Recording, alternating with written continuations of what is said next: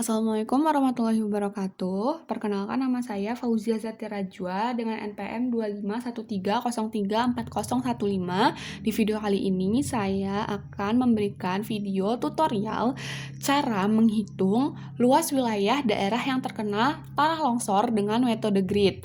Dan yang kedua adalah menghitung titik koordinat suatu wilayah yang sudah ditentukan. Nah, yang tugas yang pertama itu udah didapatkan bahwa daerah yang terkena longsor, bahaya longsor itu ada 31 kotak grid yang memenuhi kriteria 50% dari gridnya. Nah,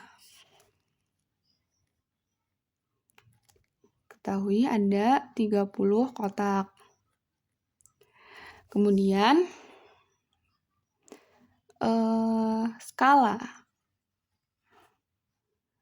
skalanya itu 1:1.745.454.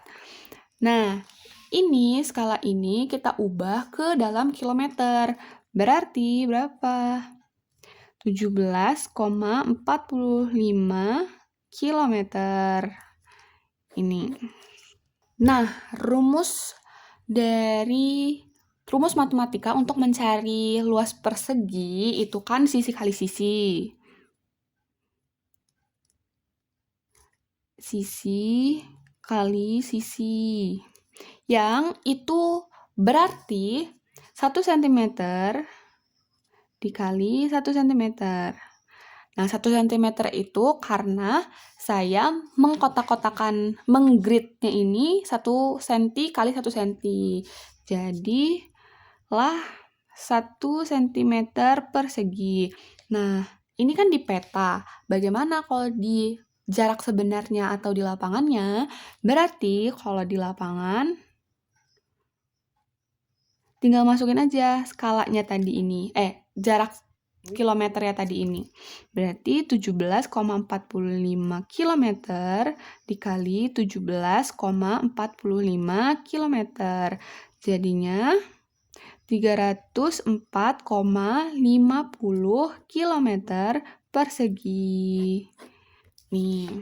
Nah, setelah menemukan di lapangannya itu berapa, sekarang kita mau cari. Kok 30 kotak? Salah. 31 kotak. Nah, sekarang mau nyari yang daerah yang kena longsor ini di jarak sebenarnya itu berapa ya kira-kira? Nah, kita rumusnya itu jumlah kotak dikali jarak sebenarnya. Jarak kotak sebenarnya. Nah, berarti jumlah kotaknya kan ada 31 dikali 304,50 km persegi. Hasilnya itu sekitar 9.439,5 km persegi. Nah, sekarang kita mau cari kalau luas di Google itu berapa? Yang sebenarnya, yang konkret. Nah, didapatkan bahwa sekitar 10.732 km persegi. Nah, berarti selisih antara metode perhitungan grid dengan jarak yang konkretnya itu dengan 10.732 km persegi dikurang 9.439,5 km persegi. 5. Ini berarti 2, 9, 2, ini 1. Ya, kilometer persegi. Nah, bedanya itu 1292,5 km persegi. Itu untuk metode perhitungan grid. Karena di bagian sini itu nggak terhitung. Di bagian sini juga. Makanya adalah selisih yang segini gitu.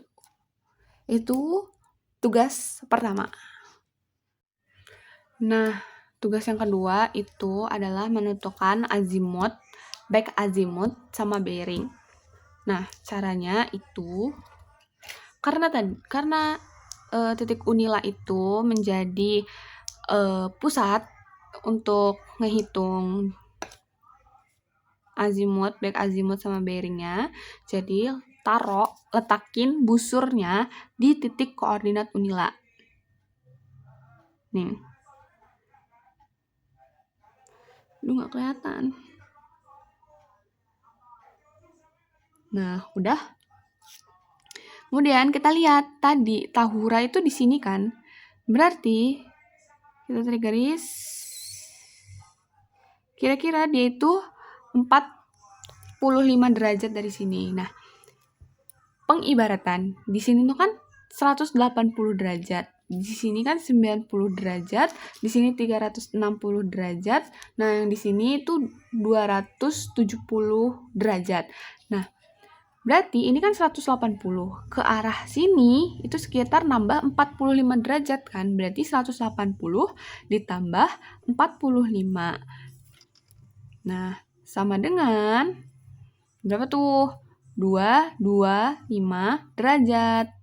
Nah, dapatlah azimutnya itu 225 derajat. Nah, untuk back azimutnya, kalau kalian udah hafal itu enak. Back dari 225 derajat itu 45 derajat. Nih catatannya. Bisa di SS 123 123. Nah, jadi back dari 225 derajat itu 45 derajat. Nah, caranya itu juga ada caranya. Nah, caranya itu kan tadi kita coret di sini aja. Azimut itu 225 derajat. Nah, back-nya itu ada rumusnya. Kalau misalkan dia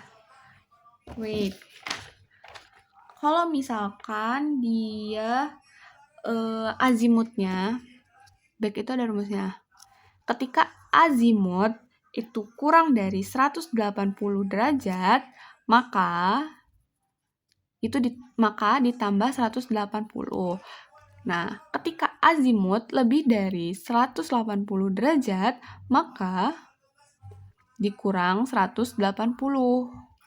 Nah, karena tadi 225 itu lebih dari 180, makanya kita kurang. Berarti 225 derajat dikurang 180 ini derajat. 180 derajat sama dengan 45 derajat. Gitu. Nah, udah tuh. Kita ketemu azimut, back, sekarang bearing. Nah, bearingnya itu caranya adalah kan kalau bearing itu tidak boleh lebih dari 90 derajat. Nah, tadi itu kan nih sebelah sini kan. Nah, ini kan 180. Ibaratnya gini lah ya kotaknya. Di sini kan 180. Nah, berarti 225 itu dikurang dengan 180 karena pusatnya dari ini tuh 180 gitu. Berarti karena tidak boleh dari 90 derajat, berarti 225 derajat dikurang 180 derajat juga. Sama dengan 45 derajat. Nah, 45 derajat apa? Nih, ada catatannya. Jadi kalau misalkan dilihat tuh, berarti ini kan bagiannya SW. Tahura itu di bagian SW, short waist.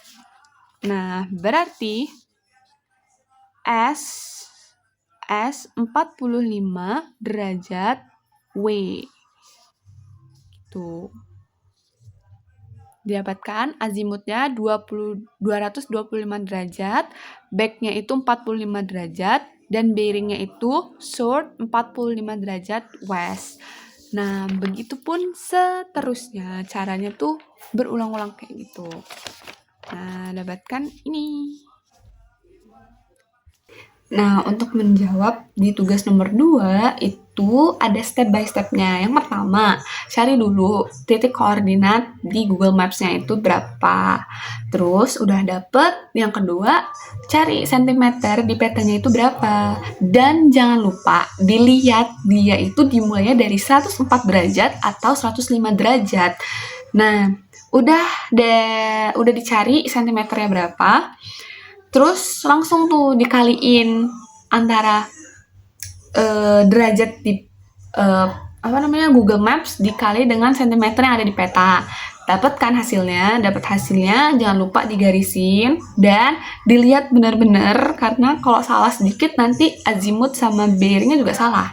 Nah, untuk menentukan azimut, baik azimut sama bearing itu kalian perlu konsentrasi dan imajinasi. Nah, saran dari aku, kalian tuh jangan lupa buat gambar mata angin kayak gini, biar kalian itu nggak pusing saat ngerjain azimut, back azimut sama bearingnya itu.